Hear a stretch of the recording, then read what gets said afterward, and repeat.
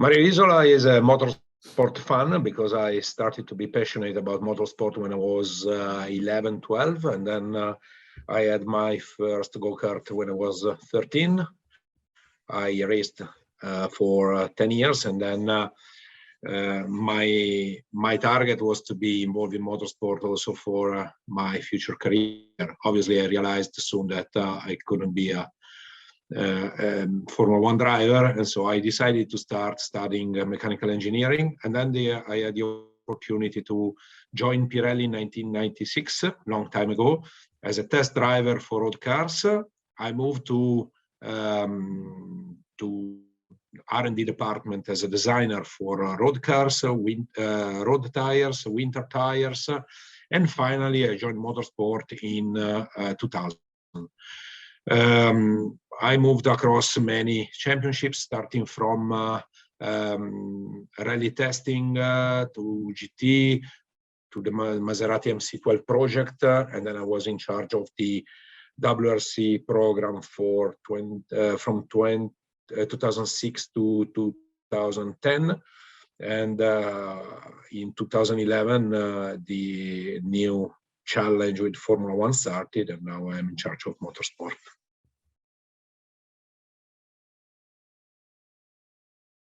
That's an interesting question. I had some friends that were volunteers on ambulances, and when I was 18, my friends made a lot of pressure on me to at least try this activity. I was not convinced at the beginning. I decided to attend the training to do that, but without the commitment to start being a volunteer on the emergency ambulances. Then when I finished the training, I thought, okay, but if I don't use what I learn, I will lose it soon. And I started to be a volunteer. And that's a passion that lasts since 33 years now. I'm now a team leader and ambulance driver. I am also involved in the training of ambulance drivers in Lombardy, in the region. And it's an activity that gives you a lot more than what you give yourself to the others, because it's an experience. You should try to understand, and sometimes you realize that reality is different from the golden word of Formula One and motorsport.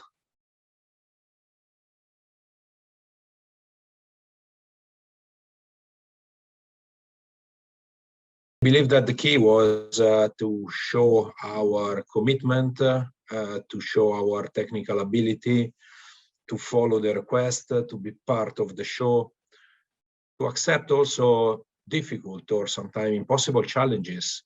When we started, we have been asked to design tires with high degradation. That was exactly the opposite compared to what we have done for many years. So we accepted the challenge. And then we had many other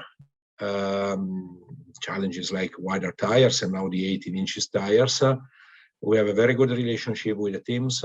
We show them that we are fair, we treat everybody in the same way, and we supply a very good product. So all these ingredients made possible to stay in Formula One for a long, long period now.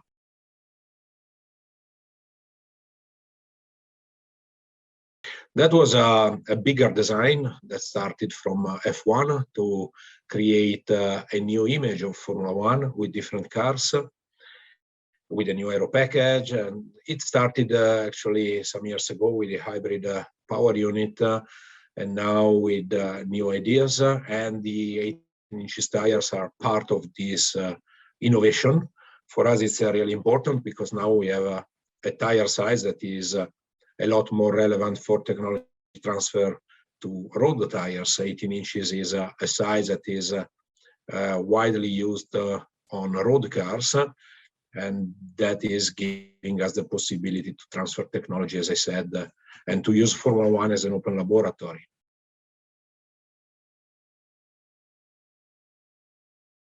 The number of tires available for each team is defined by the regulation. So they have 13 sets of slick tires per car, 4 sets of intermediate tires per car, and 3 sets of wet tires per car per event.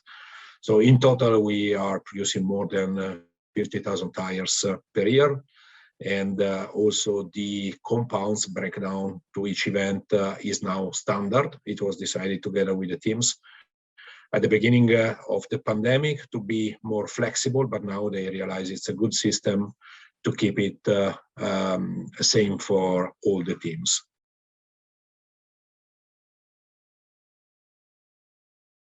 Track compounds for Formula One are completely different. I have to say that they are designed to work at a very high temperature. Formula One cars are stressing the tires at a very high level and putting a lot of energy. That means that tires are working at more than 100 degrees.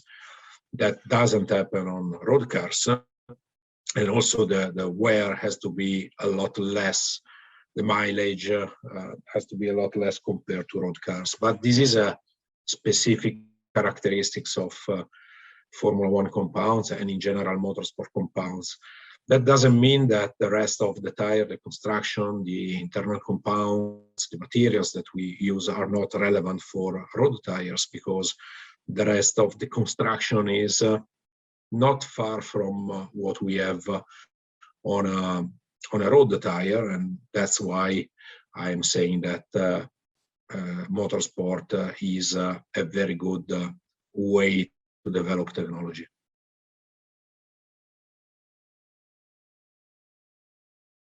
Talking about motorsport, we usually don't release the numbers, but what I can tell you is that we supply more than 230 championships, talking about cars, and more than 120 championships on motorbikes. So you can understand which is the dimension of motorsport.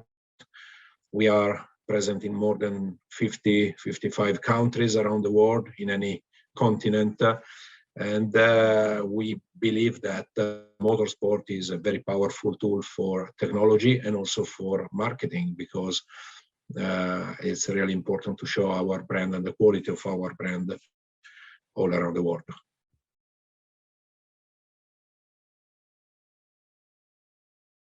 There are circuits are different with different level of severity. I believe that one of the most stressful is Silverstone, but we have also Spa, we have Suzuka.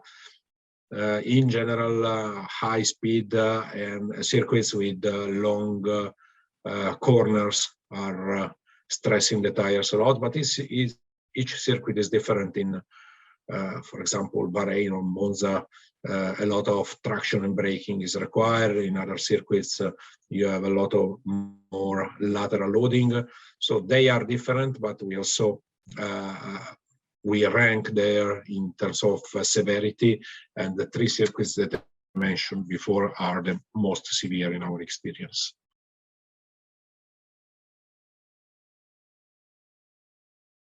The objectives are what I told you before. Now we are fully committed on sustainability. For example, it is not something new in the company, but we are using sustainable raw materials, energy, and all the life cycle of the tire a lot more in motorsport. We use motorsport also to achieve those targets. We got the 3 stars from the FIA, the environmental accreditation from the FIA last year.